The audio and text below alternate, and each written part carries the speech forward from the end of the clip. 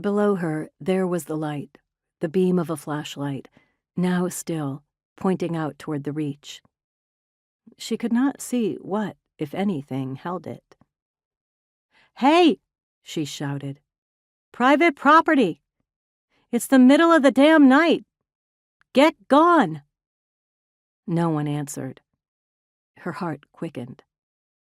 From the top of the bank, it was a short, unpredictable drop down to the water's edge.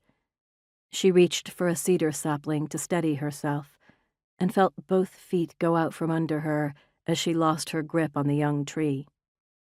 And then she was falling, though it felt like flying. She was not sure if any part of her was in contact with the earth. She threw her arms around her head in fear of rocks that could do some permanent damage, and tried to curl her body into a fetal position. But her foot hooked around the elevated root of a tree on the bank, springing the muck boot off and twisting her leg. A sharp, agonizing pain shot through her from the knee upward, and she screamed. Then the rest of her body hit what should have been the water. But it was not the water. Instead, her back landed in the slanting mud of the bank as the foot of her uninjured leg thumped against something soft and meaty below. Something that rolled away from her by a few inches until she slid further down the bank, and her foot landed on it again as it came to a stop. Even in excruciating pain, she sensed it was not earth or a rock or any kind of living animal. Whatever it was, the flashlight lying atop it rolled into the water, briefly illuminating the creek bed before its light was extinguished. For a moment, she lay on her back, feeling for all the world like a crab that had been flipped onto its shell.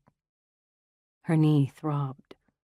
The headlamp had flown from her head and was lying a few feet away, illuminating the edge of the water.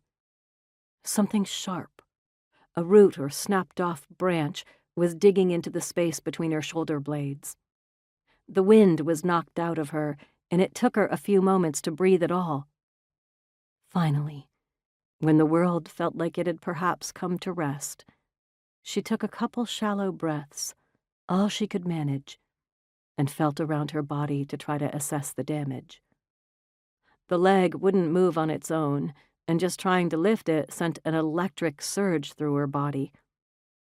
Using her arms to pull herself along in the mud, she reached for the headlamp and fixed it back on her head. She turned to get a look at whatever it was that had prevented her total immersion in the creek.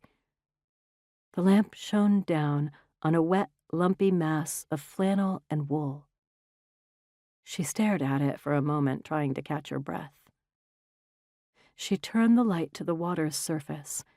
Inches away, staring up at her, were two dead eyes, wide open and startled. She pulled away from the face. A puffy face, slightly blue, but entirely recognizable.